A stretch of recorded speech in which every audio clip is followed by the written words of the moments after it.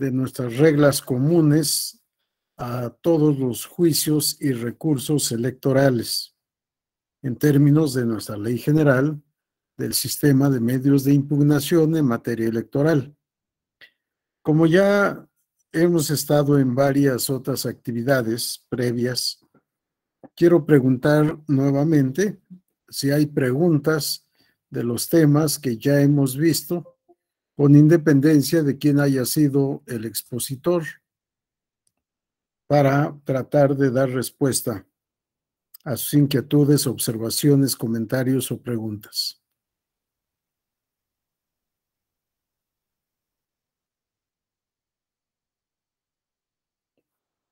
No hay ningún comentario, ninguna pregunta, ninguna duda, todo está muy claro, todo está entendido, bien explicado.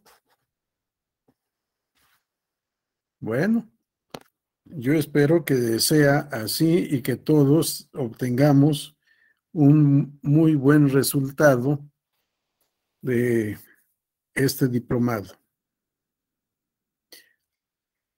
Al iniciar esta parte, no anoté como en la sesión o en las sesiones pasadas todos los subtemas que me imagino ustedes tienen en mente, pero que es relacionado con las pruebas y algunos incidentes, además de la sentencia y ejecución de sentencia.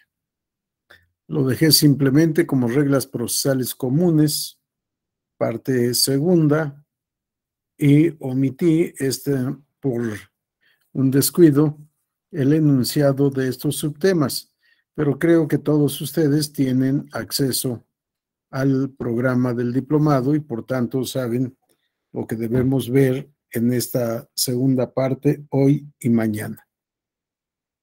El tema de pruebas es un tema, como casi todos, amplio, complejo. No abarca, por supuesto, solo un par de sesiones de 2 horas.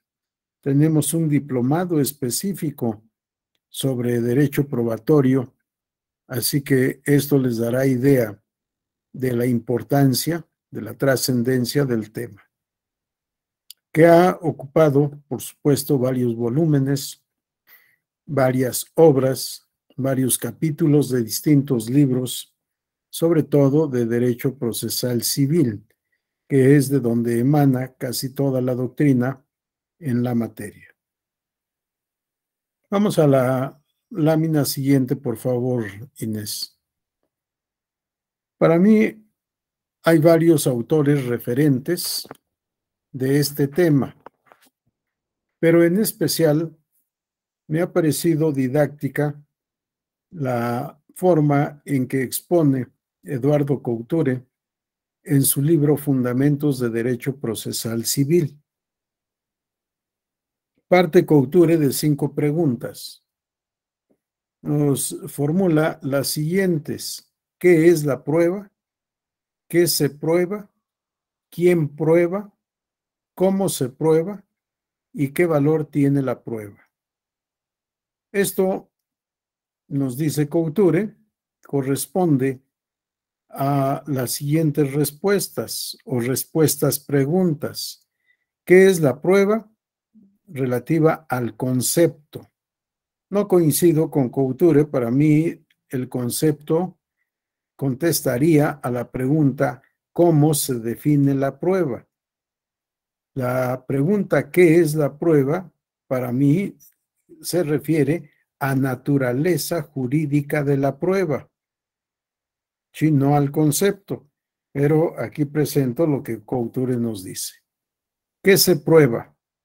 Nos dice Couture, este tema se refiere al objeto de la prueba. ¿Quién prueba?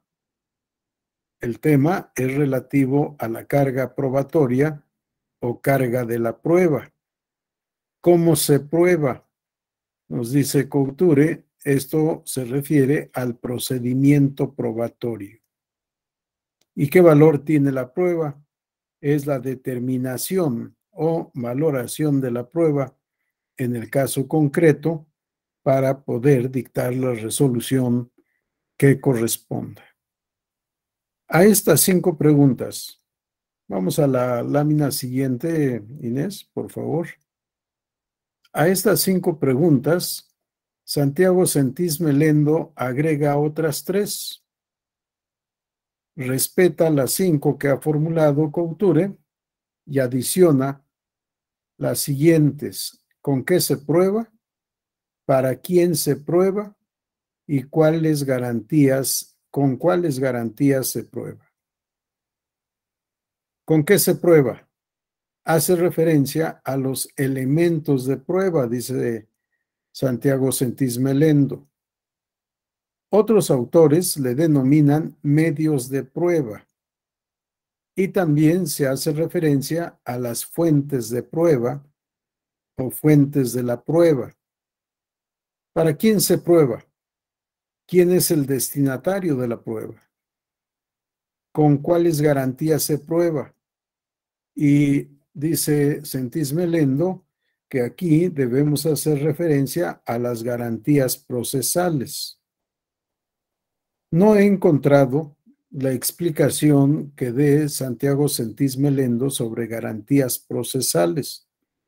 Cuando llega al desarrollo de este tema, lo que hace es explicar el sistema procesal dispositivo y el sistema procesal inquisitivo.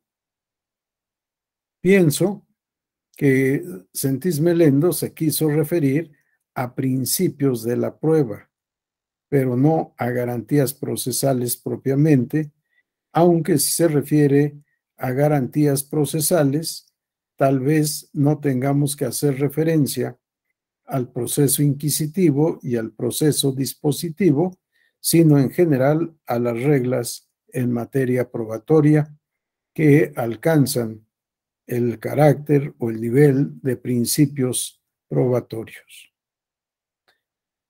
Todo esto abarcaría el curso de Derecho Probatorio. Obviamente no vamos a poder en 4 horas desahogar todos estos temas, más aún si pensamos que debemos dedicarle aproximadamente las 2 horas de hoy para mañana ver los otros temas que abarcan estas reglas generales en su segunda parte. Vamos a la lámina siguiente, por favor, Inés. Santiago Sentís Melendo hace esta sistematización de las preguntas, junta las suyas con las que formula Eduardo Couture y que ya hemos mencionado con antelación. Vamos a la siguiente, por favor. ¿Qué es la prueba? Para referirnos a la exposición de Couture, él dice: ¿qué es la prueba? Se contesta esta pregunta definiendo a la prueba y dice él: tomada en su sentido procesal civil, la prueba es un medio o método jurídico de verificación de las proposiciones, afirmaciones o negaciones de hechos y actos jurídicos que las partes litigantes formulan en el juicio. ¿Sí? ¿Qué es la prueba? Un método o un medio jurídico para verificar la certeza de las afirmaciones o negaciones que hacen las partes en el proceso. Afirmaciones o negaciones relativas a hechos jurídicos y a actos jurídicos. Si decimos, por ejemplo, que compramos un automóvil, una casa, etcétera, habrá que demostrar la existencia del contrato de compraventa. Habrá que demostrar en qué términos se celebró ese contrato, es decir, cuáles son las cláusulas que rigen ese contrato.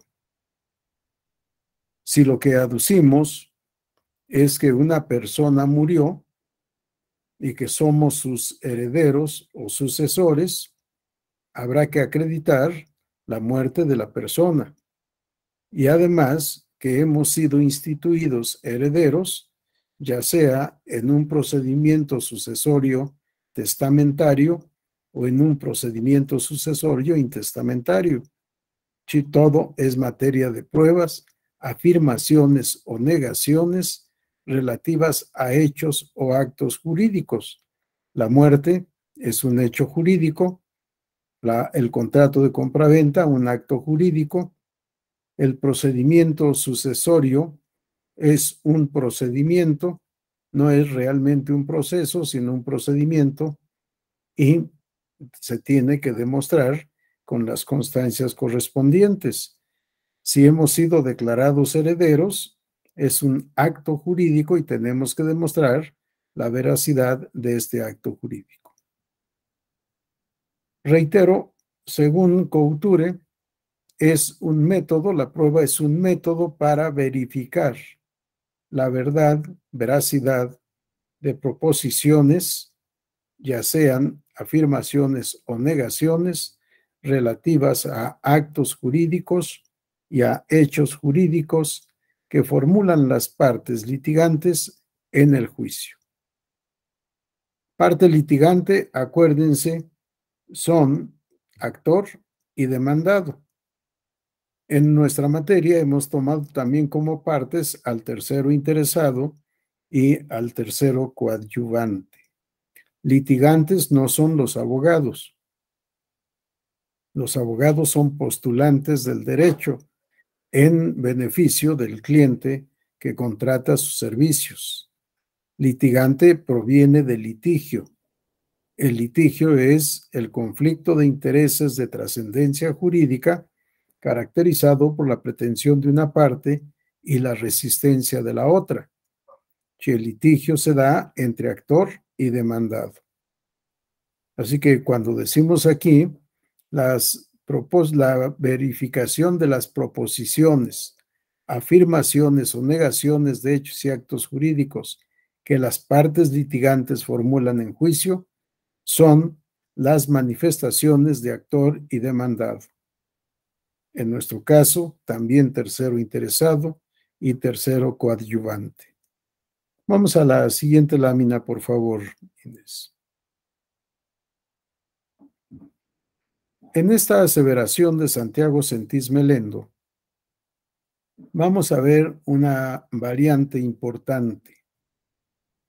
Al contestar la pregunta ¿qué es la prueba?, nos dice Sentís Melendo, la prueba es verificación de afirmaciones formuladas por las partes relativas en general a hechos y excepcionalmente a normas jurídicas que se realizan utilizando fuentes, las cuales se llevan al proceso por determinados medios. Aquí ya es una definición mucho más completa y compleja. Primero, Sentís Melendo ya agregó algo que la mayoría de los autores no explican o sustentan. Es objeto de prueba no solo las afirmaciones o negaciones, sobre todo afirmaciones relativas a hechos, sino también a normas jurídicas.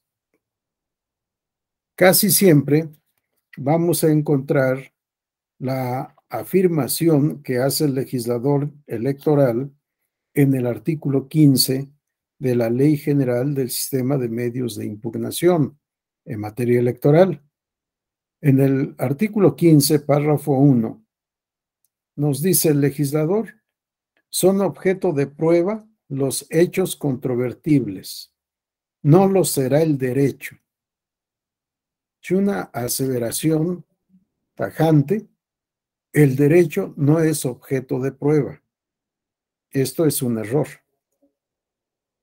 Algunos tratadistas, entre ellos Sentís Melendo, nos dicen el derecho, las normas jurídicas, son objeto de prueba de manera excepcional, pero son objeto de prueba. Además, nos habla de fuentes de prueba o fuentes de la prueba, de dónde surge la prueba. Y nos dice que estas fuentes se llevan al proceso mediante determinados medios, o sea, el procedimiento probatorio, medios procesales para llevar a juicio las fuentes de prueba. Es un concepto mucho más amplio, un concepto mejor, que nos da en su obra La prueba los grandes temas del derecho probatorio. Vamos a la siguiente lámina, por favor. Cuando tengan alguna pregunta, levanten la mano o simple y sencillamente abran su micrófono y formulen su participación. No tengo ningún inconveniente. Para exponer el tema, he recurrido al diccionario de la Real Academia Española de la Lengua, porque me parecen interesantes las propuestas que hace la Academia Española de la Lengua. Nos dice prueba, acción y efecto de probar. Una definición sumamente amplia que va de extremo a extremo.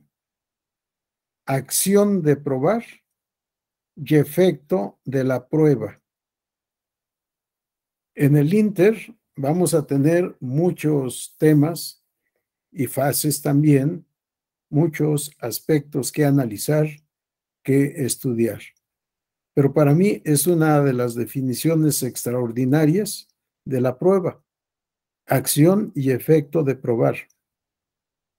Nos dice todo, aunque también podríamos pensar que nos dice nada. En la segunda acepción, razón, argumento, instrumento u otro medio con que se pretende mostrar y hacer patente la verdad o falsedad de algo. Si lo que queremos conocer con la prueba es ¿la verdad de qué? De lo que se ha afirmado en el proceso. Rara vez vamos a buscar la verdad de lo negado. Lo negado, por regla, no requiere prueba. Lo que requiere prueba es lo afirmado. Pero vean aquí también, no solo nos dice la Real Academia que se pretende mostrar o hacer patente la verdad o falsedad de algo, sino nos da otra acepción que no hemos visto en los otros dos autores. La prueba es razón, o mejor dicho, razonamiento, argumentación. La prueba es argumentación también. Temas que rara vez decimos, pero que muchas veces practicamos y que en algunas ocasiones ya se llevan también al texto de la ley. En materia de procedimiento sancionador, tenemos parte de este tema. Déjenme ver si encuentro el artículo que quiero comentarles sobre los requisitos que debe tener el escrito de denuncia en la materia del procedimiento ordinario sancionador, que se refiere a pruebas y que exige además el razonamiento que estamos viendo en este apartado. Permítame nada más tratar de buscar aquí. Artículo 461 de la Ley General de Instituciones y Procedimientos Electorales. Nos dice el legislador, son objeto de prueba los hechos controvertidos. No lo será el derecho, los hechos notorios, etc. Seguimos en la misma tendencia de que el derecho no es objeto de prueba. Y sin embargo, vamos a ver en unos minutos que esto es equivocado.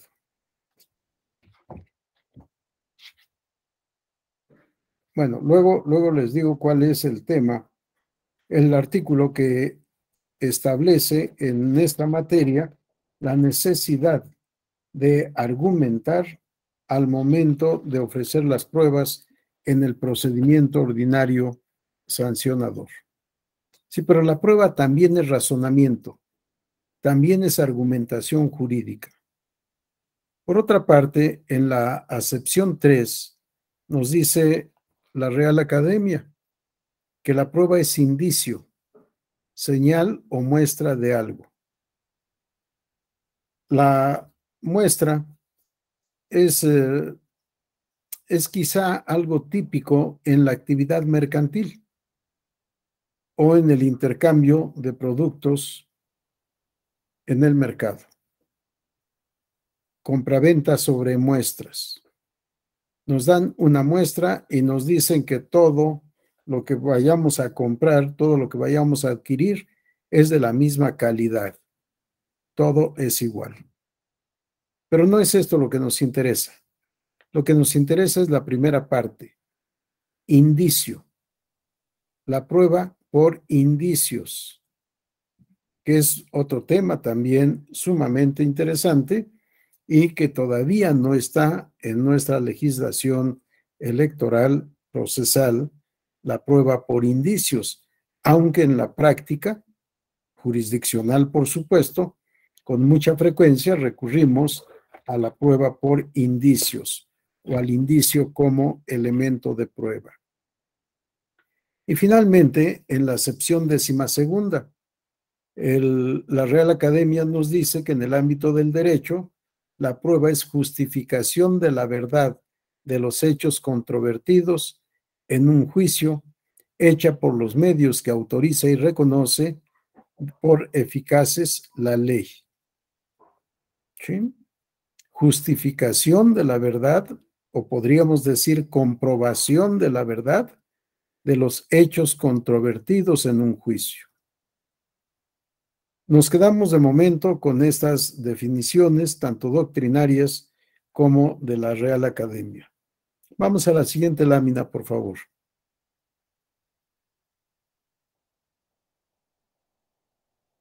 Cuando yo critico la pregunta-respuesta de Eduardo Couture, digo que la pregunta ¿qué es la prueba? Obedece a la naturaleza jurídica de la prueba. Cuando pregunto qué es, lo que quiero que me digan es cuál es su substancia o su naturaleza. Y para mí, la prueba es acto jurídico, es instrumento, elemento o medio probatorio. También es argumento, razón o motivo de prueba.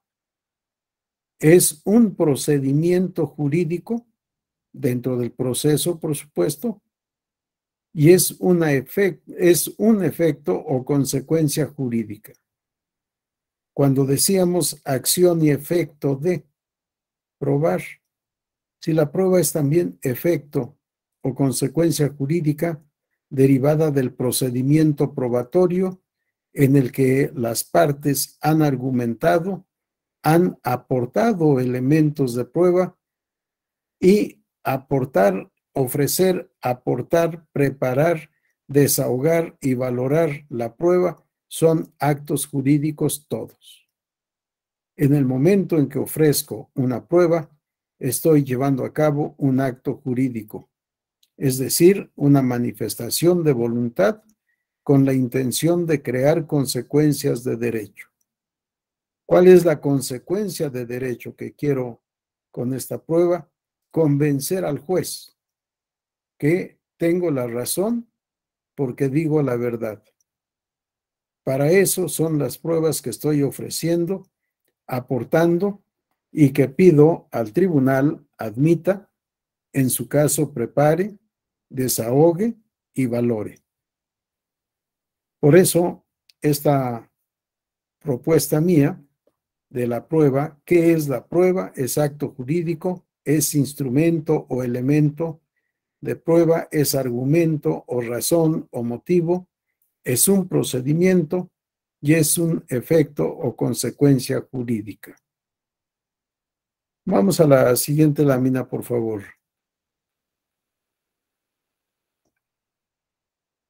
hemos leído el párrafo 2, el párrafo 1, perdón, del artículo 15.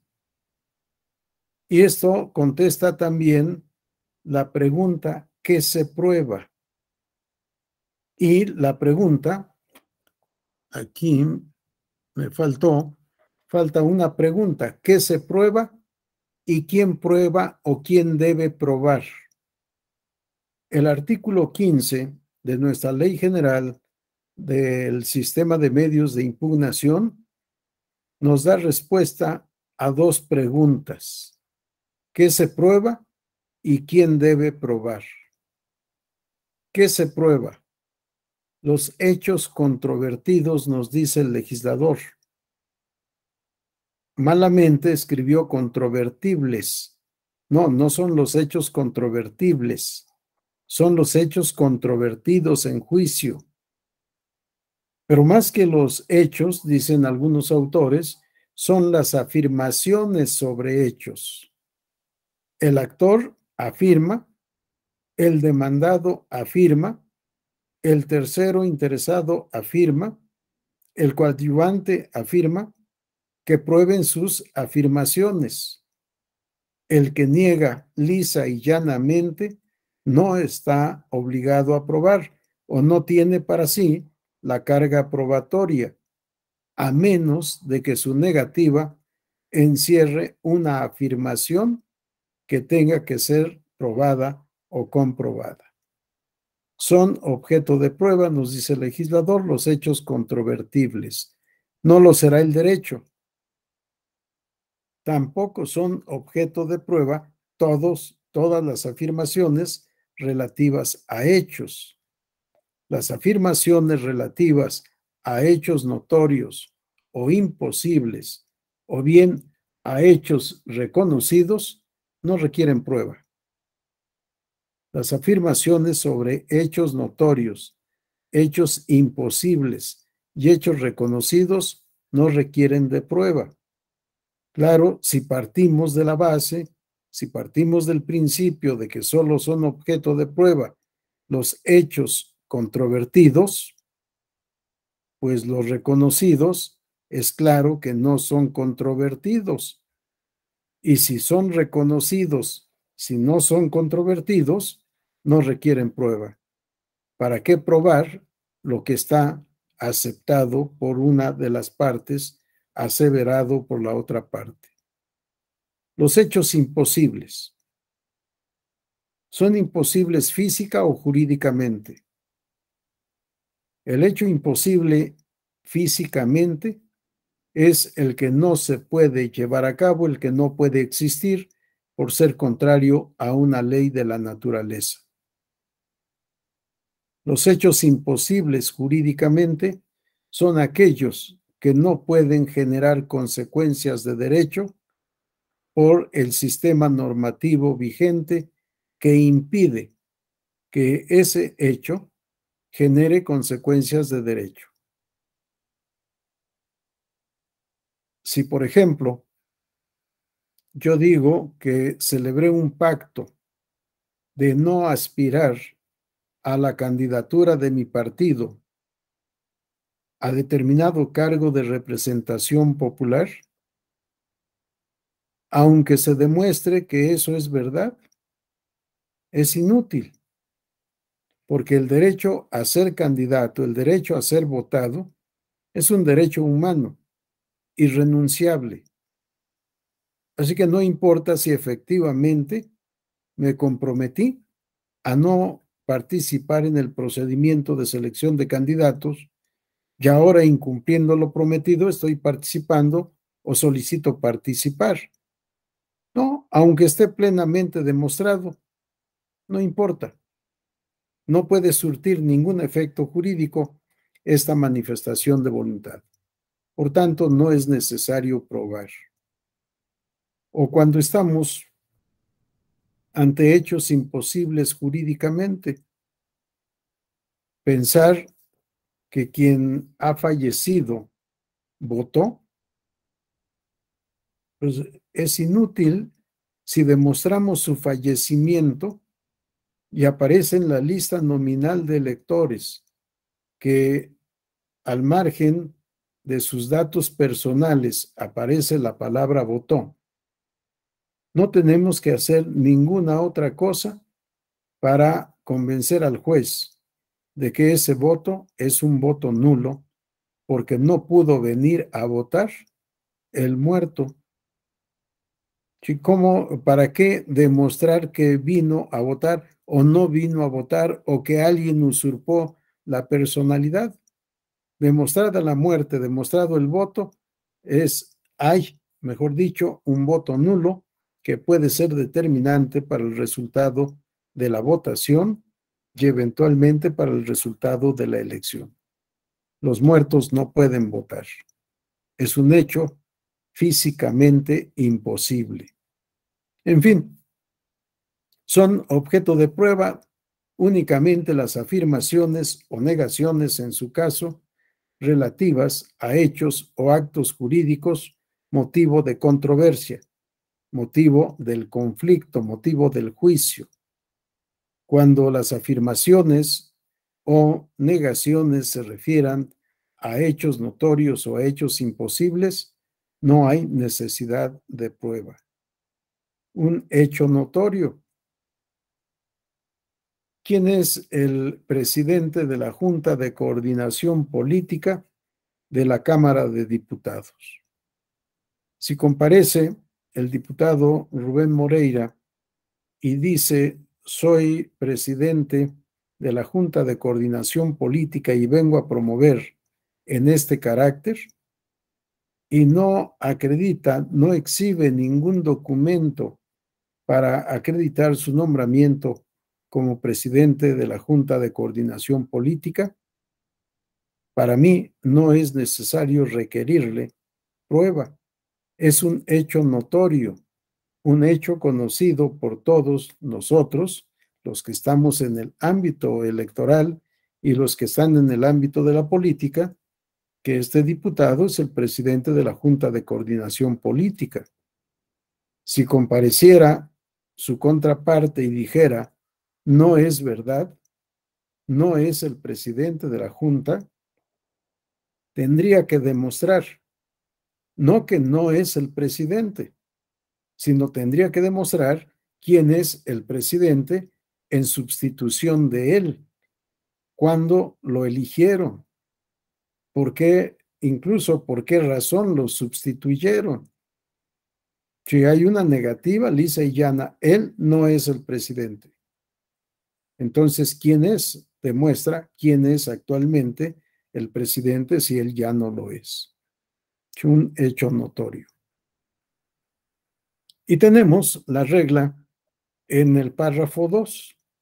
¿Quién debe probar? El que afirma. Aunque muchos en el derecho procesal sostienen que no hay obligaciones en el derecho procesal, sino cargas, para mí sí existen obligaciones en el contexto del derecho procesal. Incluso utilizando la definición misma de carga procesal. Nos dicen los procesalistas, carga procesal es la conducta que debe asumir una de las partes en su propio beneficio y que de no llevar a cabo esa conducta resultará perjudicado. La omisión será en su perjuicio. Por eso la prueba no es obligación, la prueba es una carga.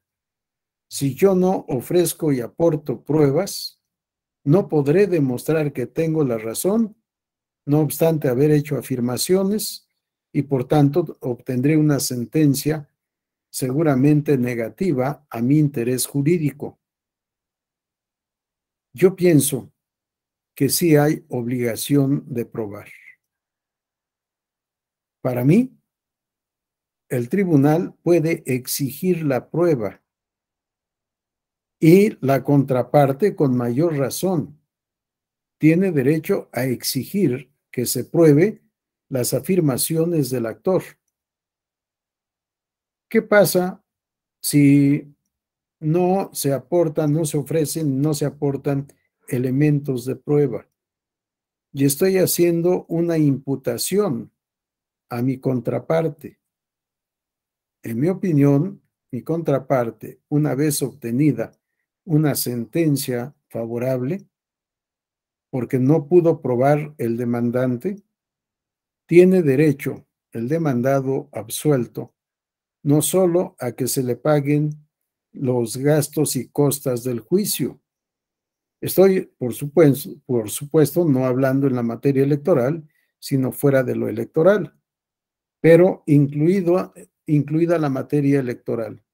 El demandado absuelto podría demandar el pago de una reparación del daño moral por haber sido sometido a un juicio en el que el actor, al hacer afirmaciones, no probó lo afirmado. Pero en el mismo juicio puedo pedirle al tribunal que requiera al actor que ofrezca prueba de sus afirmaciones. Sí hay un vínculo procesal, hay un vínculo jurídico, y sí se le puede exigir a quien afirma que demuestre lo afirmado. Bajo advertencia que de no comprobarlo, se procederá como en derecho corresponda.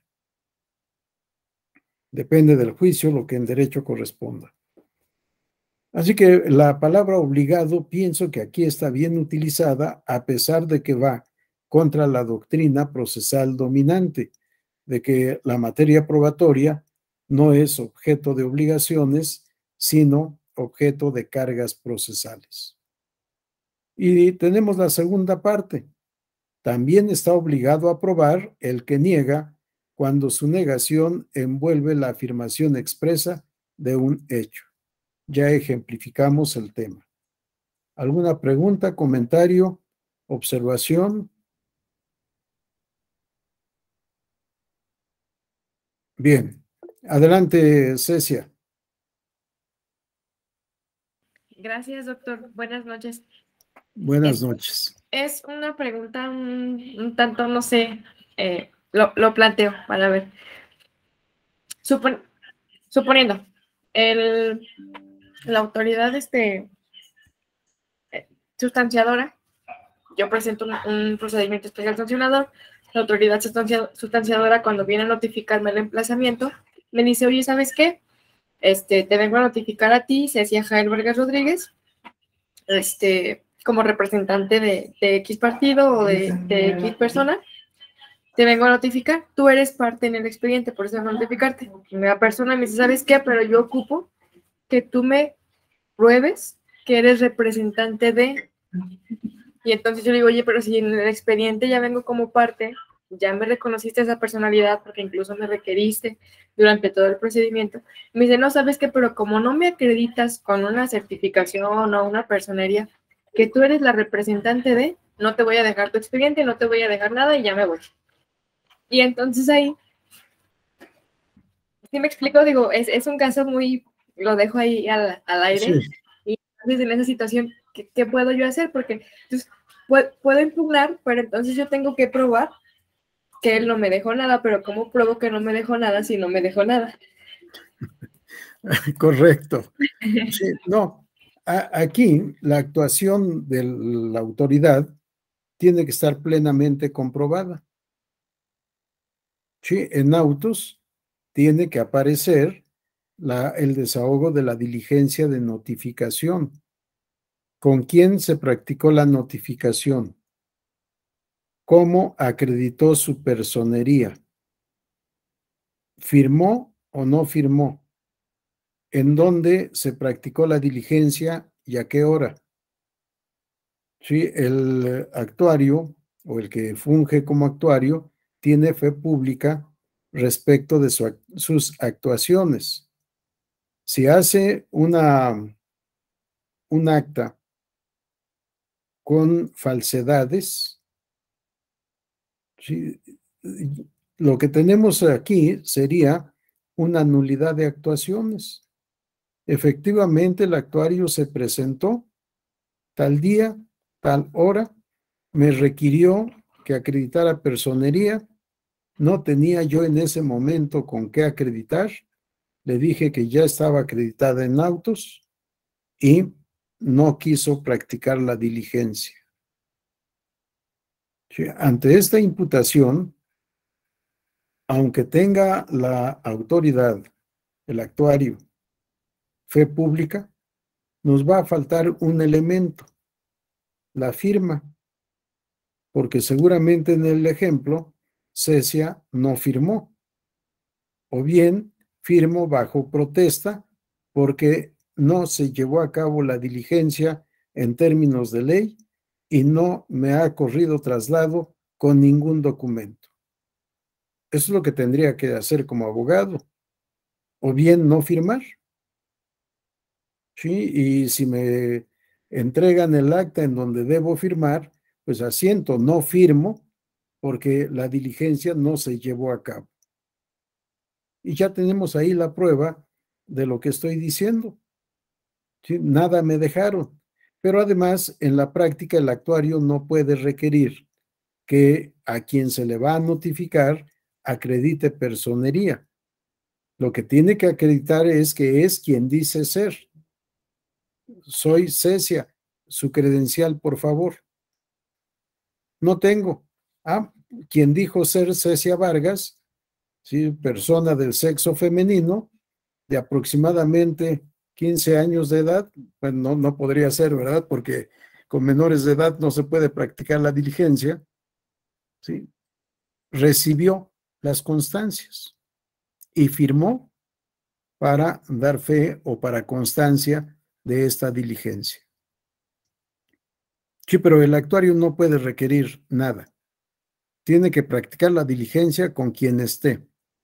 Y cuando la ley así lo establezca, si no está con quien deba practicarse la diligencia o persona autorizada, debe dejar citatorio para el día siguiente a una hora hábil determinada a fin de practicar la diligencia. Y si al día siguiente no se respeta el citatorio y no está la persona citada, normalmente las leyes procesales establecen se practicará la diligencia con quien esté en el lugar donde se deba practicar la diligencia. ¿Sí? Y lo único que necesitamos es la identificación, no la acreditación de la personería. ¿Sí queda claro? Sí, doctor, muchas gracias. Gracias. ¿Algún comentario?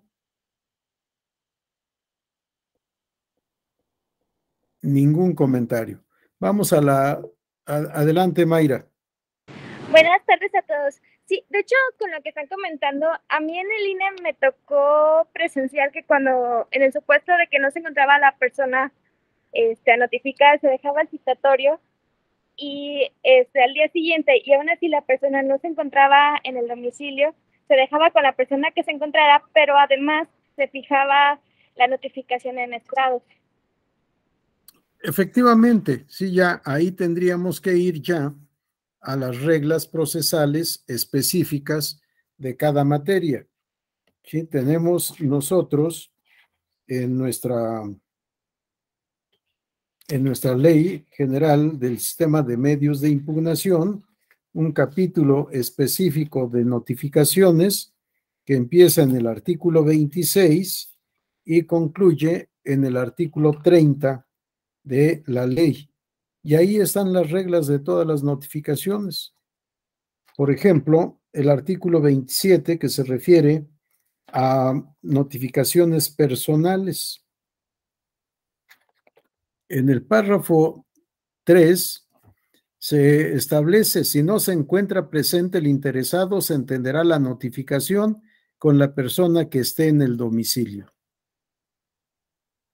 Si el domicilio está cerrado o la persona con la que se entiende la diligencia se niega a recibir la cédula, el funcionario responsable de la notificación la fijará junto con la copia del auto, resolución o sentencia a notificar en un lugar visible del local, asentará la razón correspondiente en autos y procederá a fijar la notificación en los estrados.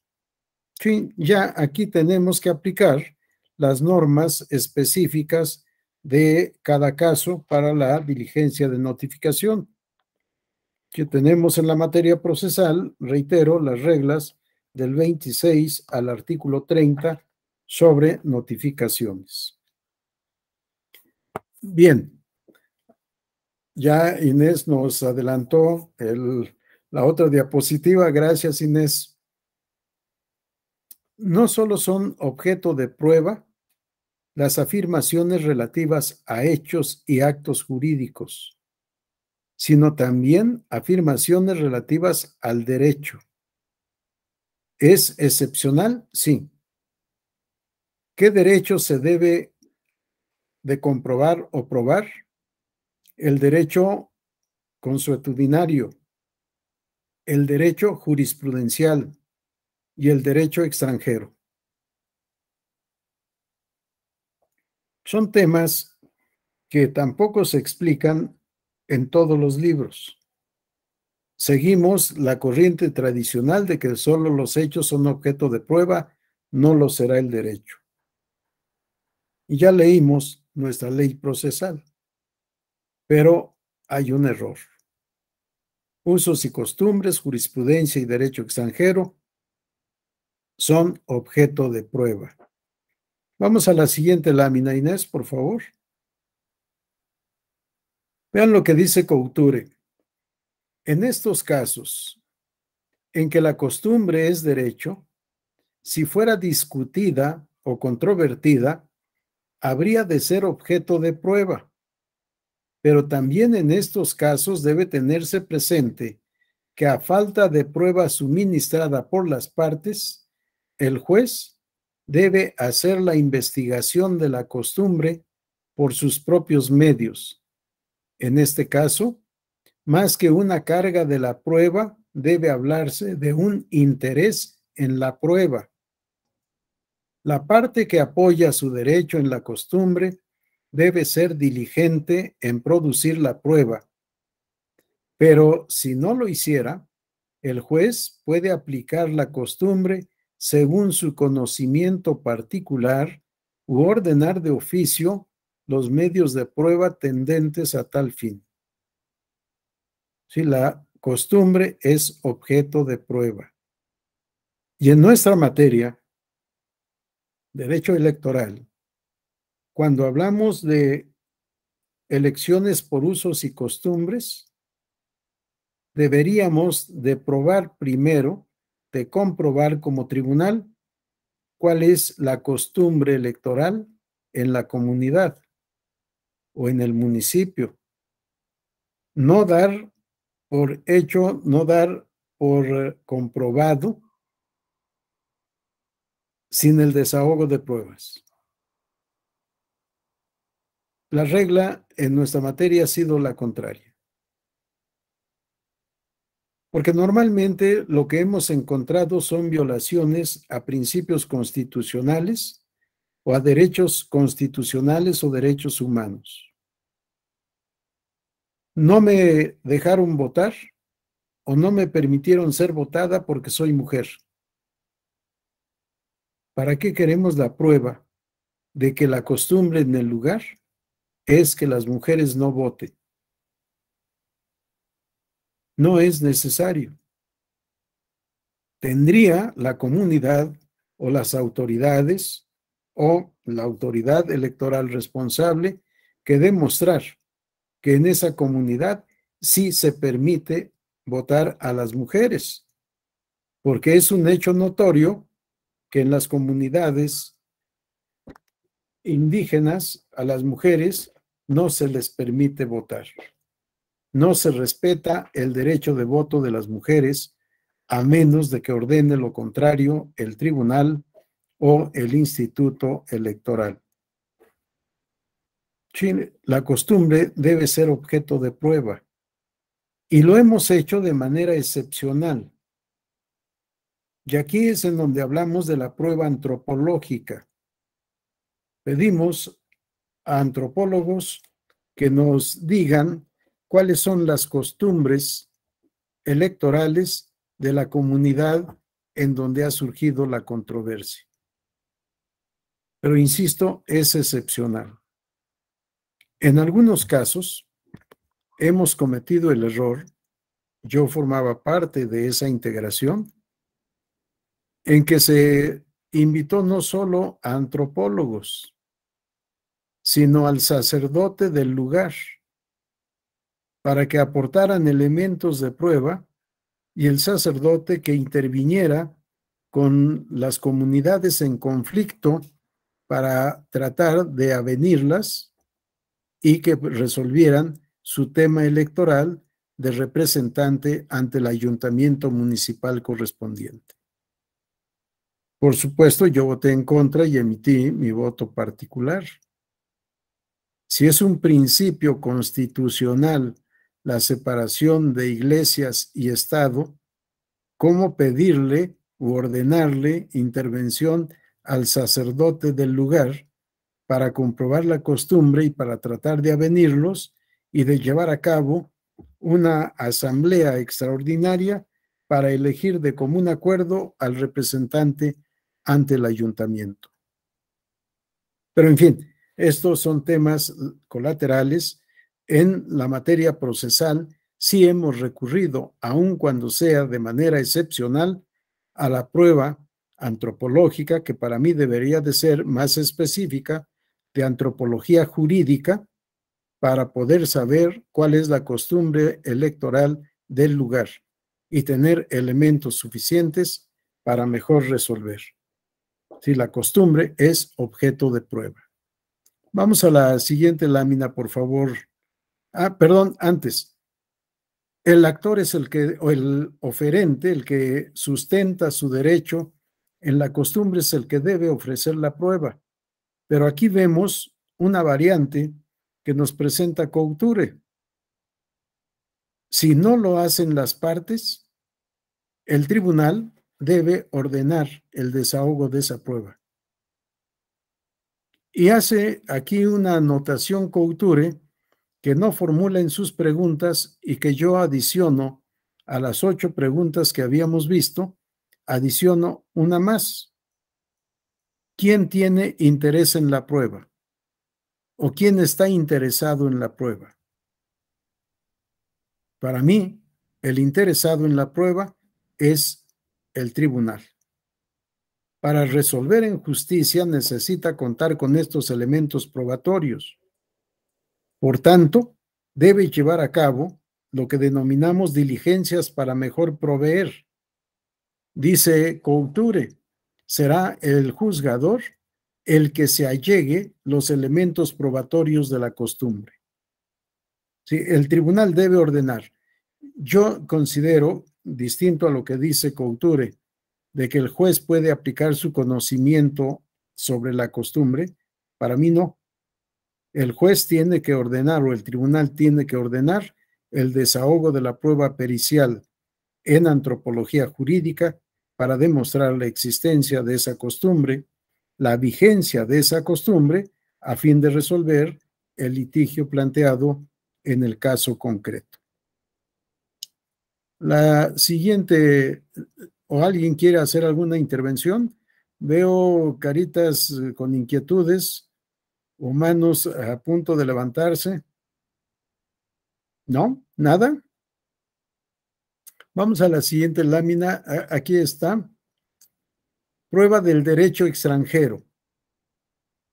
Sí, de la prueba del derecho jurisprudencial me parece que nadie se ha ocupado, pero sí del derecho extranjero, y nos dice Couture, se presume conocida, obviamente por el tribunal, tan solo la ley nacional y con relación a los habitantes del país, pero ninguna regla presume conocido el derecho extranjero.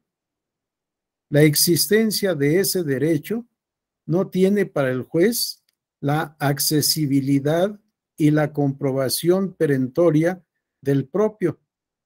La doctrina y la jurisprudencia están de acuerdo en que la ley extranjera puede ser objeto de prueba cuando resulta controvertida.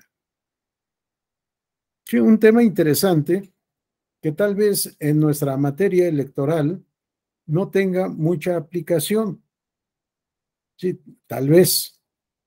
No sé lo que pueda suceder ahora que hemos puesto tanto interés en el voto de los mexicanos residentes en el extranjero. No sé si algunas leyes puedan constituir restricción o facilitación para el voto y que pudiera el derecho extranjero ser invocado en beneficio de los electores o incluso pudiera ser de algún candidato, un candidato que quisiera hacer campaña en otro país.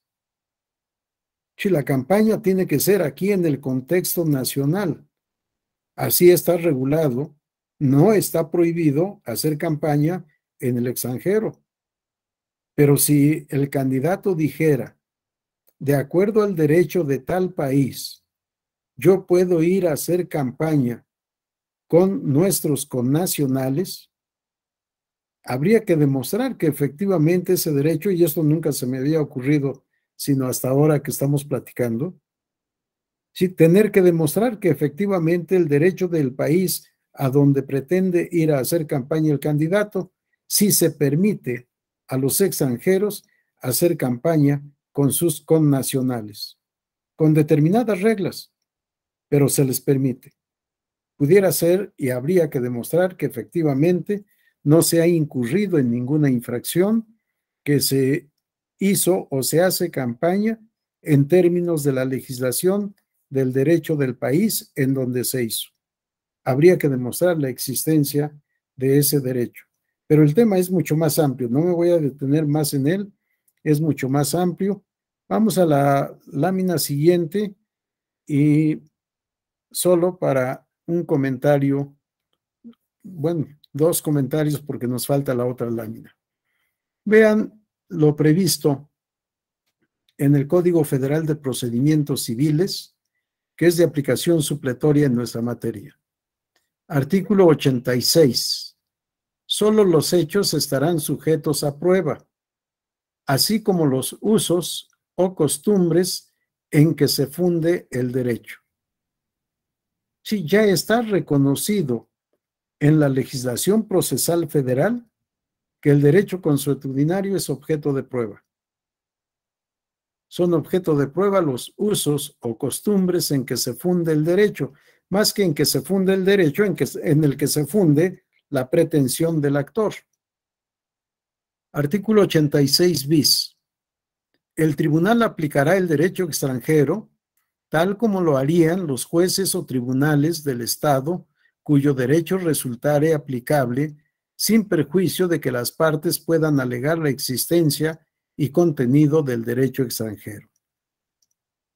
Para informarse del texto, vigencia, sentido y alcance del derecho extranjero, el tribunal podrá valerse de informes oficiales al respecto, los que podrá solicitar al Servicio Exterior Mexicano, así como disponer y admitir las diligencias probatorias que considere necesarias o que ofrezcan las partes.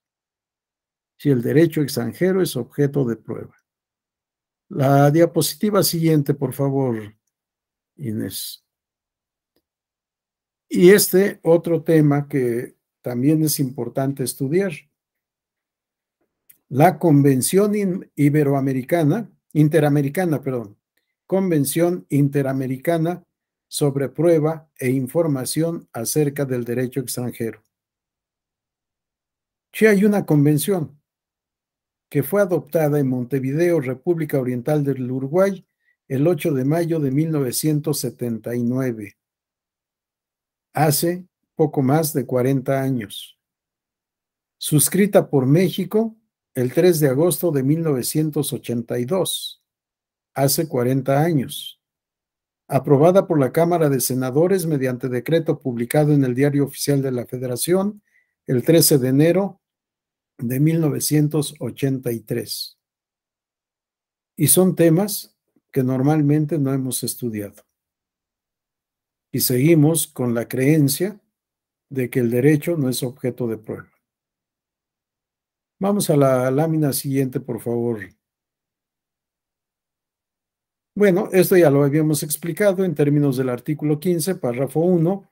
No son objeto de prueba las afirmaciones sobre hechos notorios, imposibles o reconocidos. A la siguiente, por favor.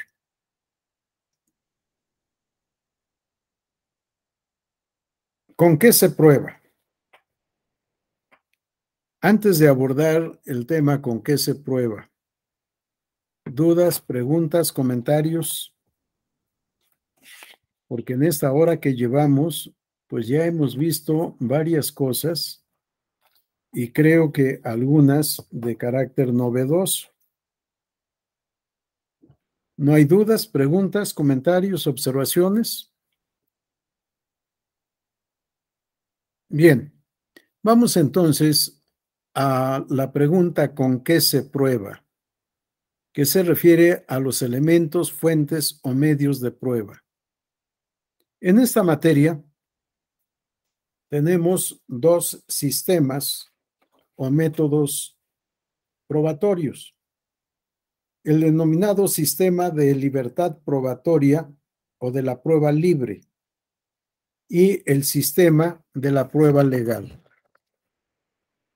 Dos sistemas distintos, dos sistemas diferentes.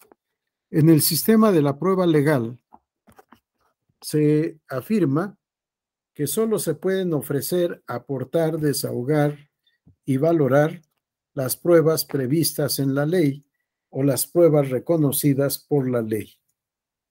En cambio, en el sistema de la libertad probatoria o de la prueba libre, se permite que las partes ofrezcan cualquier elemento que pueda generar convicción en el tribunal o juzgador, con una limitante fundamental: que la prueba no sea contraria a la moral ni al derecho. Cumplida esta restricción, que la prueba no sea contraria a la moral o al derecho, se puede ofrecer cualquier elemento que pueda generar convicción en el juzgador. Por eso hablamos del método de la prueba libre o libertad probatoria. Nuestra legislación electoral, procesal electoral, asume el principio de la prueba legal. No se pueden ofrecer más pruebas que las previstas en la ley de manera limitativa. Vamos a la siguiente lámina, por favor. Si leemos nuestra ley de medios, en específico, el artículo 14, párrafo 1, vamos a encontrar esta limitante. Para la resolución de los medios de impugnación previstos en esta ley, solo podrán ser ofrecidas y admitidas las pruebas siguientes. Sí, solo podrán ser ofrecidas y admitidas las pruebas siguientes, no más. En realidad, para mí, es un texto que hemos traído de manera tradicional desde el texto del Código Federal Electoral de 1987, que realmente era restrictiva en materia probatoria. De acuerdo al Código Federal Electoral de 1987, para la resolución de los recursos competencia del Tribunal Contencioso Electoral, solo eran admisibles las pruebas documentales públicas en términos de lo previsto en el Código Federal de Procedimientos Civiles. Sin embargo, esto ha cambiado. Poco a poco, en poco menos de 35 años, hemos variado muchísimo nuestro sistema probatorio. Y aunque seguimos diciendo que solo podrán ser ofrecidas y admitidas las pruebas siguientes, vean cómo nuestro catálogo ha avanzado Inciso A, documentales públicas. Inciso B, documentales privadas. Inciso C, técnicas. Inciso D, presuncionales legales y humanas. Inciso E, instrumental de actuaciones. Decir solo estas ya es un catálogo bastante amplio. Pero si leemos el párrafo 2, vamos a encontrar ampliado más este catálogo.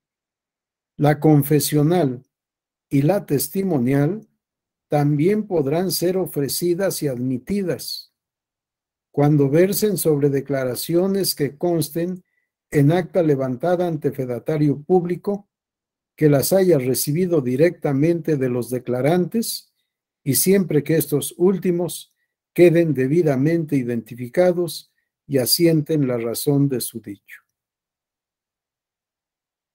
Para la doctrina tradicional, quizá estas pruebas no sean confesional ni testimonial, pero para el derecho procesal electoral sí. Testimonial y confesional que consten en documentos elaborados por fedatarios públicos, que contengan las declaraciones de quien confiesa o quien rinde testimonio, que las haya recibido directamente el fedatario del declarante o los declarantes, que haya identificado a los declarantes de manera plena y que los declarantes o el declarante asiente la razón de su dicho, es decir, por qué sabe lo que dice que sabe, o por qué sabe y le consta lo que dice que sabe y le consta. Si son variantes de prueba confesional propias características del proceso electoral, pero son pruebas confesional y testimonial de acuerdo a nuestra ley.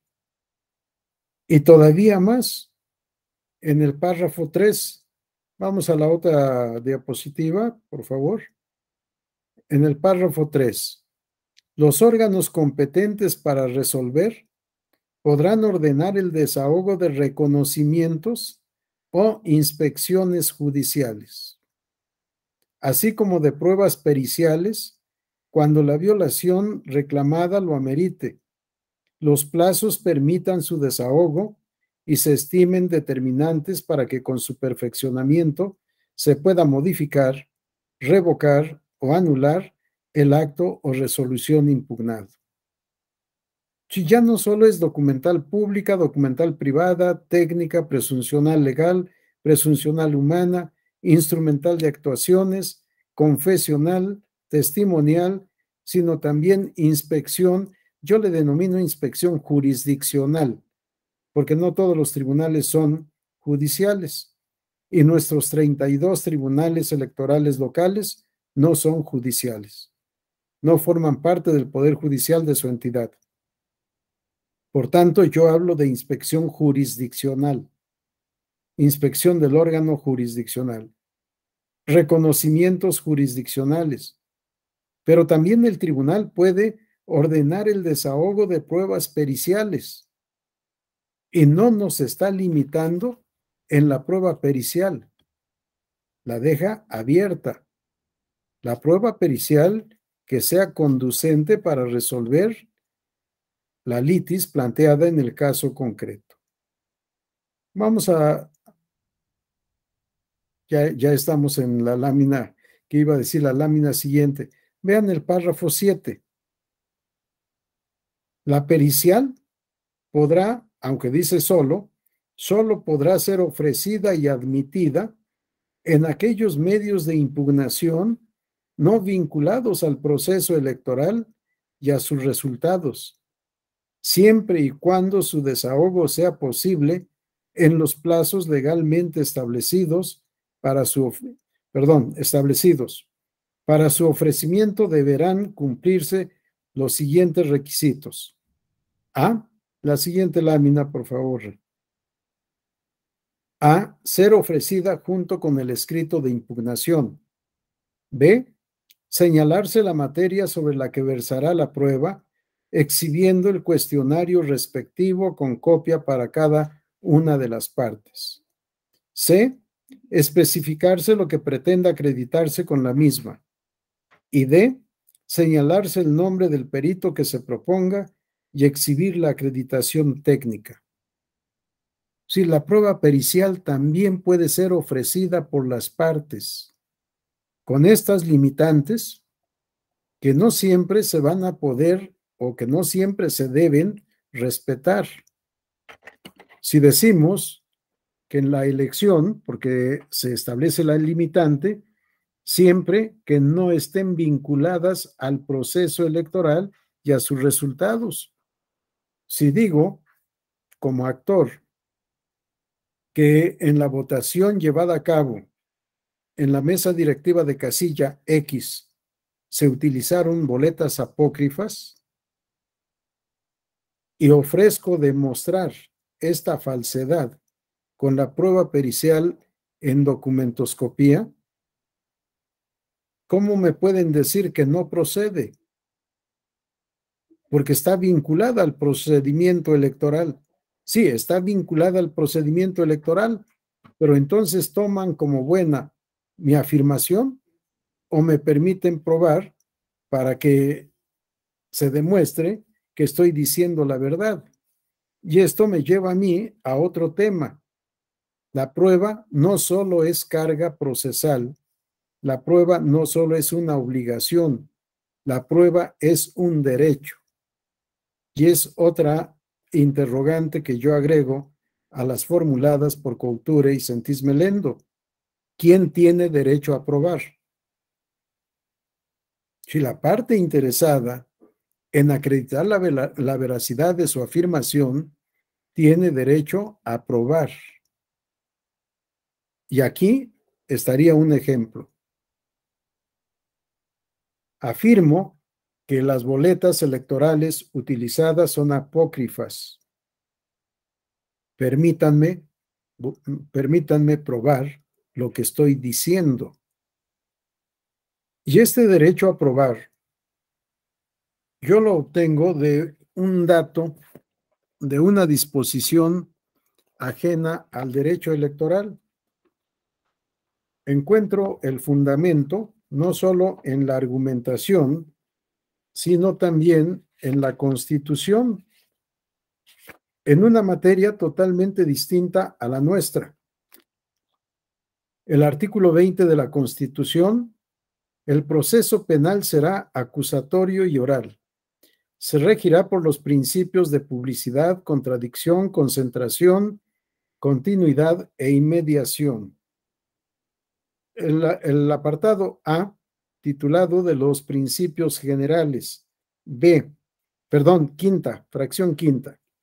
La carga de la prueba para demostrar la culpabilidad corresponde a la parte acusadora conforme lo establezca el tipo penal. Las partes tendrán igualdad procesal para sostener la acusación o la defensa respectivamente. Apartado B. De los derechos de toda persona imputada. Fracción cuarta. Se le recibirán los testigos y demás pruebas pertinentes que ofrezca, concediéndole el tiempo que la ley estime necesario al efecto y auxiliándole para obtener la comparecencia de las personas cuyo testimonio solicite en los términos que señale la ley. Aquí tenemos el derecho a probar. Reitero el rubro de este apartado B, de los derechos de toda persona imputada. Se le recibirán los testigos y demás pruebas pertinentes que ofrezca. Si la prueba no solo es una carga procesal, no solo es una obligación procesal, es también un derecho procesal. ¿Quién tiene derecho a probar? Aquel que afirme y esté interesado en demostrar su afirmación, con independencia de que sea actor o demandado. ¿Alguna pregunta, comentario, duda, observación?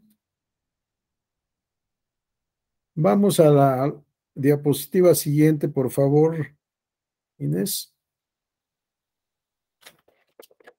¿Con qué se prueba en el derecho procesal electoral? Ya hemos leído en nuestro artículo 14 cuáles son los elementos con los cuales podemos probar. No sé si cometí un error al establecer la... A ver, pero... No, esta es una definición nada más. No hay error. La definición, porque no es necesario leer cuáles son las documentales públicas, están previstas en el párrafo 4 de nuestra ley, artículo 14, que no leímos por leer todo lo demás. Y lo que sí es interesante es el párrafo 6. Vamos a la siguiente lámina, por favor. El párrafo 6. Se considerarán pruebas técnicas las fotografías, otros medios de reproducción de imágenes y en general todos aquellos elementos aportados por los descubrimientos de la ciencia que puedan ser desahogados sin necesidad de peritos o instrumentos, accesorios, aparatos o maquinaria que no estén al alcance del órgano competente para resolver. En estos casos, el aportante deberá señalar concretamente lo que pretende acreditar, identificando a las personas, los lugares y las circunstancias de tiempo, de modo y tiempo que reproduce la prueba. Aquí un tema también interesante para ampliar nuestro catálogo probatorio. Prueba técnica. Y nos dice el legislador, se consideran pruebas técnicas las fotografías, otros medios de reproducción de imágenes, y hasta ahí se quedaba la definición en textos anteriores. Fotografías y otros medios de reproducción de imágenes. Y empezamos a aceptar no solo las fotografías, sino las grabaciones y las videograbaciones. Pero al elaborar el texto de este párrafo, el legislador fue más allá. Veamos cómo no solo son las pruebas técnicas, sino que nos dice el legislador, en general, todos aquellos elementos aportados por los descubrimientos de la ciencia. Ya estamos hablando de la prueba científica, aunque por supuesto la prueba científica se tiene que desahogar mediante dictámenes periciales. Esto amplía mucho más nuestro ámbito respecto de la prueba pericial. ¿Cómo le hago para demostrar que la tinta utilizada el día de la jornada electoral en la mesa de casilla, en la mesa directiva de casilla X, no es tinta indeleble, que es tinta que se puede borrar? Bien lavándose las manos con jabón común y corriente o con algún otro producto. Si demuestro que esa tinta no es indeleble, porque pudieron votar X número de personas en 2 o 3 ocasiones, la única forma de probar es mediante la prueba pericial. Y una vez más, prueba pericial vinculada al procedimiento electoral y sus resultados. No me pueden negar el desahogo de la prueba si promuevo el medio de impugnación oportunamente, ofrezco oportunamente la prueba pericial correspondiente y tenemos tiempo suficiente para el desahogo de esta prueba. El tribunal tiene que actuar con mucha diligencia, tiene que actuar con mucha apertura procesal. Tenemos que cambiar muchos paradigmas de actuación como tribunales y como servidores adscritos a los tribunales. Vamos a la siguiente lámina, por favor. Aquí está un resumen de lo que hemos dicho. ¿Con qué se prueba? Con pruebas documentales públicas, documentales privadas, pruebas técnicas, pruebas científicas, instrumental de actuaciones, confesional, testimonial, reconocimiento o inspección jurisdiccional, pericial, y dejo al final la presuncional legal y la presuncional humana, porque para mí no son pruebas. La presuncional legal la tenemos prevista en la ley. Es la presunción que hace el legislador. Pero la presunción del legislador, para que exista, tiene que estar plasmada en una norma jurídica. Si es norma jurídica, no es prueba. Y si es norma jurídica, no tenemos por qué ofrecerla. Debe ser conocida por el tribunal y debe ser aplicada por el tribunal. La presuncional humana. La presuncional humana es la conclusión que obtiene el juzgador después de haber desahogado todas las etapas del proceso y llega a esa presunción al momento de dictar sentencia. Entonces, para mí, no es una presunción, es la convicción del juzgador sobre todo lo actuado y probado en juicio. Y esa convicción está contenida en la sentencia. Es parte de la argumentación jurídica a la que se debe ocurrir o recurrir para dictar sentencia y resolver el litigio del caso concreto. Por tanto, no es prueba, sino convicción. Cuando decíamos al principio, prueba, acción y efecto de probar, nos lleva a esta conclusión, a esta convicción. ¿Para quién se prueba? Para el tribunal. Si el tribunal, después de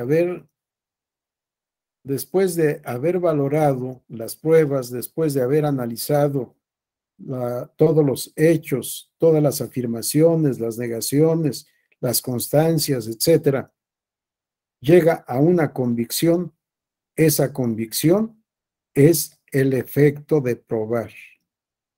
Sería la presunción humana. Nos dicen presunción es la que hace el juzgador en el caso concreto. Pero si hace el juzgador esa presunción, pues ya no es presunción, sino convicción. Y está contenida en la sentencia. Por tanto, no es prueba. Para mí, la presuncional legal y la presuncional humana no son elementos de prueba. Una es norma jurídica que vincula al tribunal para su aplicación y la otra es convicción del propio tribunal a la cual llega al momento de dictar sentencia. Comentarios, dudas, preguntas. Ya vi por ahí en el chat un comentario. Gracias por el comentario. No vi quién la hizo, pero gracias por lo que comentar. No tenemos ninguna duda, ningún comentario, ninguna observación.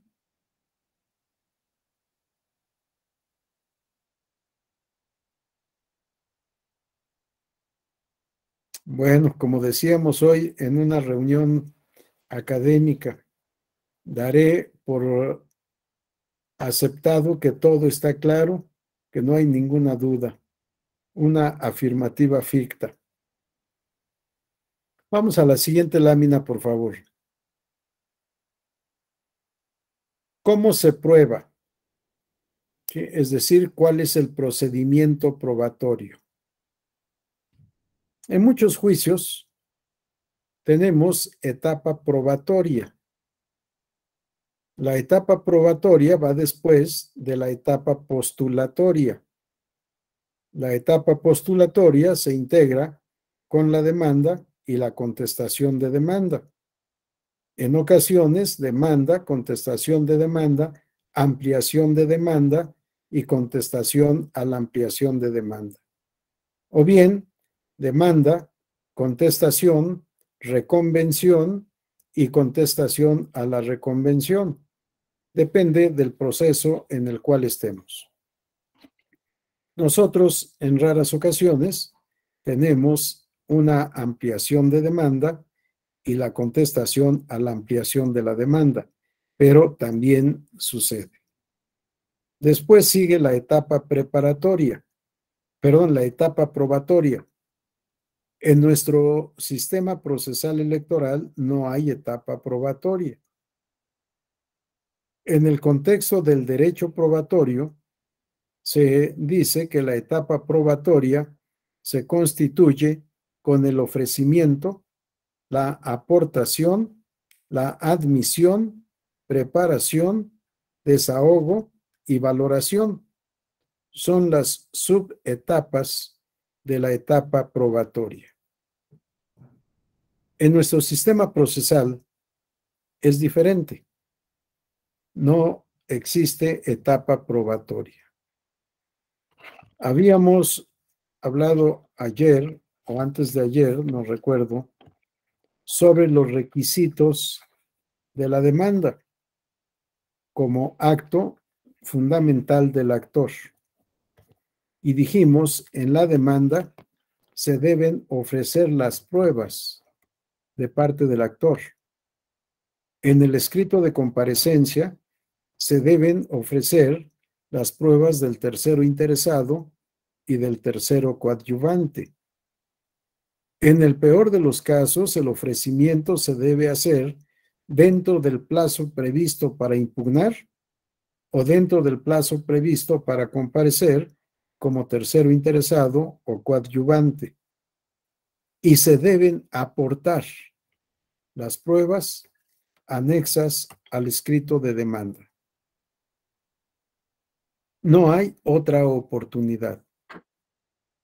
Las pruebas se tienen que ofrecer y aportar con la demanda para el actor, con el escrito de comparecencia para el tercero interesado y para el coadyuvante, y anexas a su informe circunstanciado para el caso de el responsable o la responsable. Es la manera como se debe ofrecer y aportar las pruebas. En su momento, el magistrado instructor o magistrado ponente recibirá el expediente, analizará la demanda. Decíamos, lo primero que tiene que revisar es si se trata o no del tribunal competente para conocer del caso. Determinada su competencia, revisados todos los requisitos de procedibilidad del juicio o recurso, debe revisar con cuidado qué pruebas fueron ofrecidas por el actor, el tercero y el coadyuvante. Nos interesa en especial el actor. Si están bien ofrecidas, debe revisar si fueron aportadas. Si no fueron aportadas, podrá hacer requerimiento. Si no se ofrecieron pruebas, podrá requerir al compareciente que ofrezca las pruebas que sean de su interés. Esto en un acto de acceso a la justicia para que sea realmente un acto de justicia. Lo que procedería en estricto derecho es simple y sencillamente acordar que el actor, el tercero o el coadyuvante, según sea el caso, no ofreció pruebas. Y quizá en su momento sea necesario practicar diligencias probatorias para mejor proveer, sin romper el principio de equilibrio procesal y de respeto a la regla de carga probatoria. Si todo está bien en el ofrecimiento y aportación de pruebas, las admitirá el magistrado instructor. Si debe requerir las pruebas que están en poder de un tercero, que el oferente solicitó oportunamente se le expidieran y no se le expidieron, lo cual debe estar acreditado en autos con la copia del escrito correspondiente, con acuse de recibo, por supuesto. El magistrado hará el requerimiento correspondiente. Si se ofrecen pruebas periciales, habrá que preparar el desahogo de la pericial. ¿Cómo se prepara? Citando al perito para que manifieste si acepta o no desempeñar el cargo de perito, para discernirle el cargo de perito, para tomarle protesta de que se compromete a rendir su dictamen conforme a derecho, a entregarle copia del cuestionario formulado por las partes, a señalarle plazo para la rendición de su dictamen y alguna otra circunstancia que pudiera darse en el caso concreto. En eso consiste la preparación. Rendidos los dictámenes, debe que la rendición del dictamen es el desahogo de la prueba, debe ser revisada por el magistrado instructor.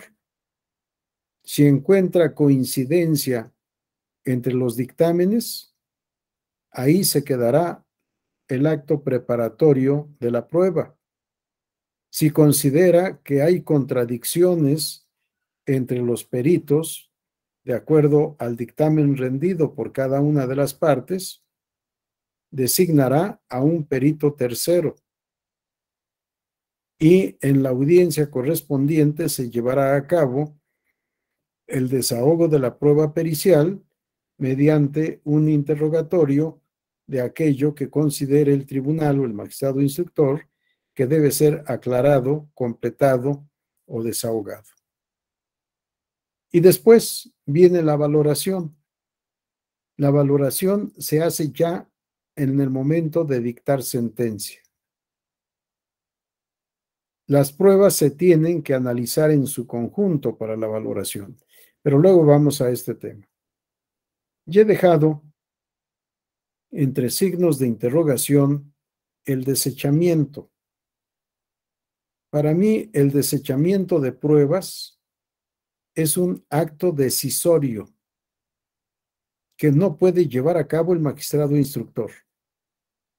Debe ser una actuación de la sala como órgano colegiado. Yo recomiendo nunca desechar pruebas. En todo caso, reservar su admisión hasta el momento de dictar sentencia. Nunca tendremos certeza de qué elemento probatorio pueda ser necesario al momento de resolver. Podemos tener certeza de cuáles son pruebas idóneas para resolver la litis, pero no podemos tener la certeza de cuáles no serán necesarias, de cuáles no serán idóneas. Y en todo caso, dejar que el desechamiento sea hasta el momento de dictar sentencia. En la práctica, difícilmente se pueden desechar pruebas. Simple y sencillamente se valoran las pruebas conducentes, las pruebas pertinentes, y lo que podríamos decir es que resulta innecesario el análisis de las pruebas restantes, porque con lo analizado y valorado es más que suficiente para resolver el litigio planteado. Es un tema recurrente el desechamiento en la etapa probatoria. Se admiten estas y se desechan estas otras. Contra el desechamiento de pruebas, en nuestra materia no procede ningún medio de impugnación cuando estamos ante sala superior, pero sí podría ser objeto de impugnación si la actuación es de sala regional o bien de un tribunal local. En los demás procesos, contra el desechamiento de pruebas, procede el juicio de amparo indirecto, aunque en la práctica los juzgados de distrito se niegan a la admisión de estos juicios de amparo. diciéndole al quejoso: espérate al dictado de la sentencia para ver si te causa o no agravio este desechamiento. Para mí, actuación contraria a la ley de amparo, pero es otro tema. ¿Preguntas, comentarios, dudas, observaciones? Martín, te veo muy pensativo.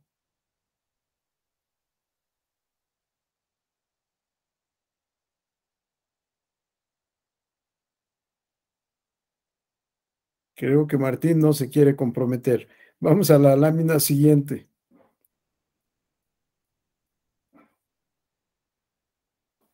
Esto que tenemos en esta lámina ya lo hemos leído en nuestras sesiones anteriores y ya quedó explicado en momentos anteriores. Cómo, cuándo y dónde se deben ofrecer las pruebas. Y tenemos una advertencia o una aclaración importante en el párrafo 2 del artículo 9. Cuando la violación reclamada verse exclusivamente sobre puntos de derecho, no será necesario cumplir con el requisito previsto en el inciso F del párrafo anterior. No hace falta prueba alguna cuando el tema es de estricto derecho, por supuesto de derecho nacional legislado. Si es objeto de controversia el derecho consuetudinario, sí hace falta prueba. Y si es derecho jurisprudencial, hace falta prueba. Tenemos que aportar la tesis de jurisprudencia que invoquemos o que nos interese. Tenemos que dar todos los datos para su identificación y muchas veces tenemos que dar el dato de rubro y texto de esa tesis de jurisprudencia. ¿Sí? Así que el derecho jurisprudencial también es objeto de prueba. Pero esto ya fue un tema que vimos minutos anteriores. Vamos a la siguiente lámina, por favor, Inés. El artículo 16 es la sanción, en su párrafo 4, es la sanción al no ofrecimiento oportuno de los medios de prueba. Nos dice el legislador: en ningún caso se tomarán en cuenta para resolver las pruebas ofrecidas o aportadas fuera de los plazos legales. ¿Cuál es el plazo legal? El plazo para impugnar, el plazo para comparecer como tercero interesado, el plazo para comparecer como coadyuvante. Si no ofrecemos y aportamos las pruebas dentro de estos plazos, se tendrán por no ofrecidas. Si no se desecharán, simple y sencillamente se tienen por no ofrecidas por estar fuera de tiempo, por ser extemporáneas. Y si fueron aportadas, se pueden dejar a disposición del oferente, del aportante, esas pruebas aportadas porque están fuera de tiempo. Nos dice el legislador: la única excepción a esta regla serán las pruebas supervenientes. Si las pruebas supervenientes se pueden ofrecer y aportar en cualquier momento oportuno, hasta antes del dictado de sentencia. La única excepción a esta regla será la de pruebas supervenientes, entendiéndose por tales los medios de convicción surgidos después del plazo legal, en que deban aportarse los elementos probatorios, y aquellos existentes desde entonces, pero que el promovente, el compareciente o la autoridad electoral no pudieron ofrecer o aportar por desconocerlos o por existir obstáculos que no estaban a su alcance superar siempre y cuando se aporten antes del cierre de instrucción. Aquí el legislador nos dice antes del cierre de instrucción. Para mí, y en la práctica así sucede, hasta antes de que se dicte sentencia. Hubo un caso de una gran trascendencia hace 7 años aproximadamente, en el caso de elección de gobernador en el estado de Colima. Se impugnó la validez de la elección y el magistrado ponente había elaborado su proyecto para reconocer la validez de la elección, declarar infundada la demanda y confirmar la declaración de validez y la entrega de la constancia de mayoría y validez en esta elección. No recuerdo si un día antes, parece que así fue, o 2 días antes de la sesión pública que ya estaba convocada para resolver ese caso, en la Cámara de Diputados del Congreso de Colima surgió la discusión sobre pruebas supervenientes que acreditaban la intervención del gobierno del Estado por conducto de uno de sus secretarios para romper el equilibrio competencial entre los candidatos y partidos que participaban en ese procedimiento electoral. Había una grabación, no era videograbación, era solo grabación, en la que uno de los secretarios manifestaba todo lo que tenían que hacer los servidores públicos del gobierno del Estado para poder obtener votos a favor del candidato del partido al que el gobernador pertenecía.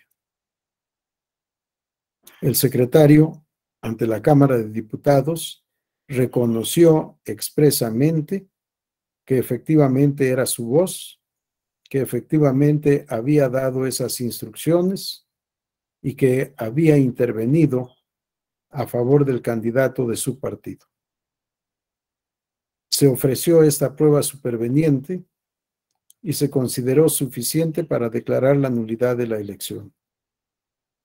Yo voté en contra, emití voto particular, porque les dije, analizando todo el expediente, si bien es cierto que el secretario dio estas instrucciones, la causal y está reconocido, la causal de nulidad es intervención directa del gobernador, no del gobierno, del gobernador. Y nadie ha dicho que el gobernador dio instrucciones.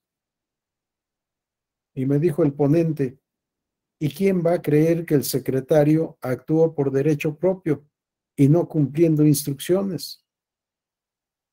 Perdón, para poder anular una elección debe haber prueba fehaciente y no deducciones o inferencias. Pero además, la instrucción no se dio al personal.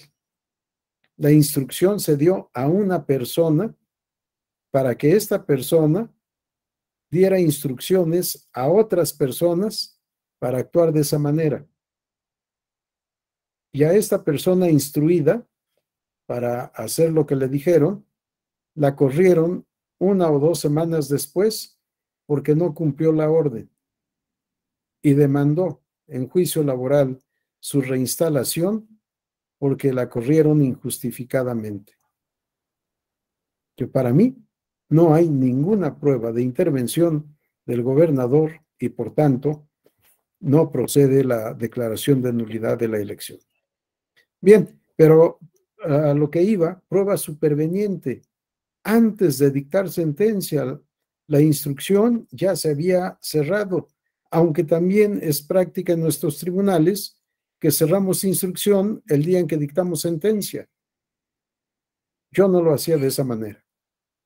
Yo radicaba los expedientes turnados a mi ponencia el día en que los turnaba. admitía la demanda, en su caso, dentro del plazo previsto para admitir, 6 días, y dictaba mi proyecto antes de que cumpliera el plazo de 12 días previsto para el recurso de apelación a fin de resolver. Y procuraba siempre cerrar instrucción antes de la fecha de sesión pública. Pero si hubiese ofrecido una prueba, hubiese sido ofrecida una prueba después de cerrada la instrucción, ningún problema para admitirla siendo superveniente. La prueba superveniente se debe admitir, siendo admisible, por supuesto, hasta antes del dictado de la sentencia, sino hasta antes del cierre de instrucción, como nos dice el legislador. Pruebas supervenientes solo son aquellas que existen, que surgen a la vida jurídica después de que ha concluido el plazo para su ofrecimiento, o las que existían desde antes, pero eran desconocidas por el oferente, o las que, aun siendo conocidas, no le era posible disponer de ellas. Decíamos, ofrecí pruebas, tribunal requiere que te las entreguen porque a mí no me las han dado. Pero si se le entregan por la autoridad o el órgano tenedor de esas pruebas, si se le entregan directamente al peticionario, el peticionario puede ofrecerlas y aportarlas fuera del tiempo, acreditando, por supuesto, cuándo le fueron otorgadas, cuándo le fueron expedidas, si son copias, por ejemplo. El tema de pruebas supervenientes es un tema también bastante amplio. Vamos a la siguiente lámina, por favor.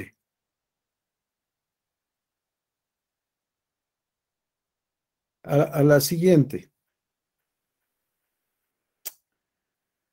Valoración de las pruebas. Métodos o sistemas de valoración de pruebas para dar respuesta a la pregunta ¿qué valor tiene la prueba? Tenemos 3 sistemas de valoración de pruebas. La denominada sistema de la prueba legal o prueba tasada, el sistema de la prueba libre o de la libre convicción y el sistema de la sana crítica. El sistema de la prueba legal o prueba tasada es el legislador el que en la ley a priori determina el valor probatorio de las pruebas. En nuestro sistema establece la ley que la prueba documental pública tiene valor pleno, salvo que se alegue y se demuestre falsedad de la prueba o falsedad de su contenido.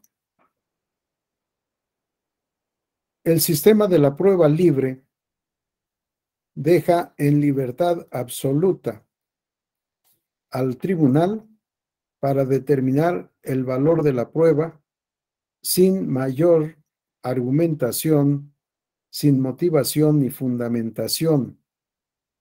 Le da el tribunal a la prueba el valor que quiera, el valor que considere que tiene en su libre convicción. Este sistema, que pudiera parecer ilógico, era un sistema que llevaba a cabo la Santa Inquisición. La Santa Inquisición era un tribunal. La Santa Inquisición juzgaba y condenaba a muerte inclusive. Y nunca explicaba cómo había valorado las pruebas. Es más, las pruebas muchas veces se obtenían, sobre todo la confesional y la testimonial, a través del tormento. Se dice también que en el sistema nazi, de la Alemania nazi, los tribunales juzgaban con este principio de libre convicción. sobre todo en el juzgamiento de los judíos. Así que sí, es un sistema de valoración de pruebas que ha estado vigente. Tenemos el sistema de la sana crítica, en la que el tribunal debe motivar y fundamentar la valoración de la prueba. Tiene que decirnos por qué llega a la conclusión de que con esos elementos probatorios se ha formado la convicción de a quien asiste la razón. Su argumentación debe ser lógica. Este es el principal elemento, valorar conforme a las reglas de la lógica y a las máximas de la experiencia.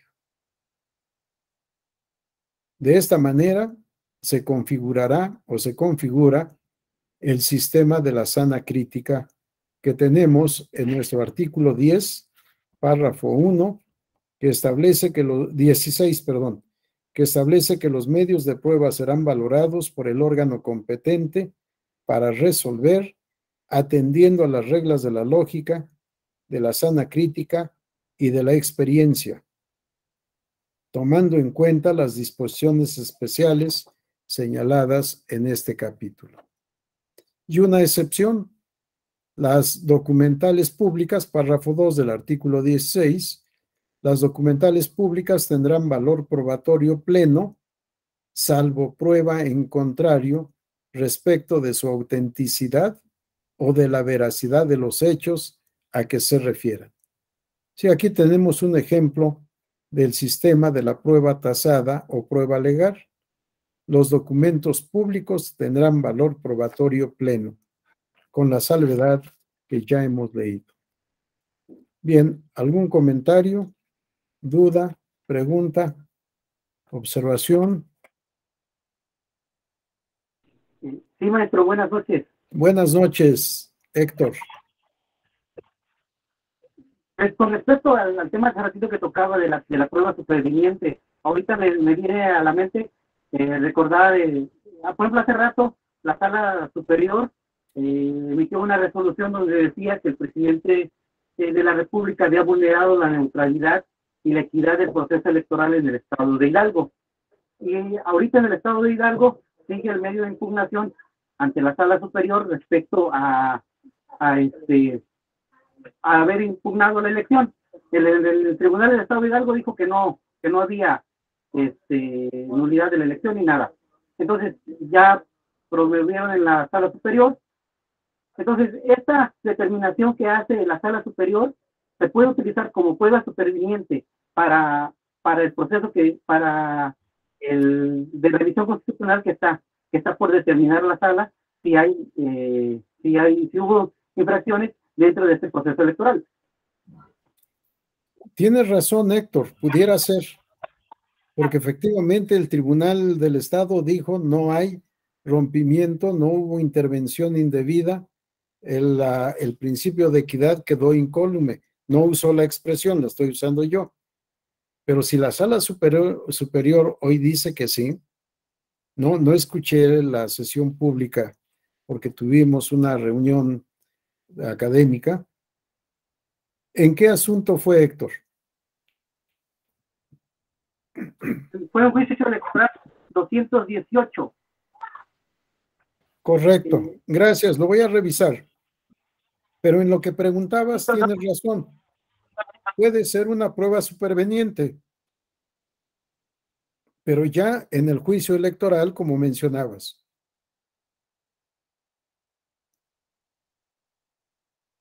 Ok, sí, entonces el juicio electoral lo puedo utilizar como prueba superveniente para hacerme llegar al de reconsideración para la Sala Superior. Efectivamente, luego les mando la planilla de honorarios. No es cierto, Héctor, pero sí se puede. La Sala Superior ya resolvió que sí. Sala Superior toma en cuenta lo que resolviste en tal asunto. Sí tienes razón, puede ser utilizado como prueba superveniente. Gracias, ¿Cuál es maestro. la prueba, cuál es la prueba superveniente? La sentencia. Sí, porque lo otro ya es convicción. Y es prueba, por supuesto. Gracias por el comentario, Héctor. Gracias a usted, maestro, por ilustrarnos. Gracias. ¿Alguna otra intervención? ¿No? Entonces concluimos puntual. No, ya no somos puntuales. Son nuevamente 9 de la noche con 1 minuto. Que descansen. Gracias por su atención. Nos vemos mañana. Buenas noches. Buenas noches a todos. Gracias, Buenas noches, doctor. Gracias. Buenas Buenas noches. noches. Gracias, Martín. Qué amable.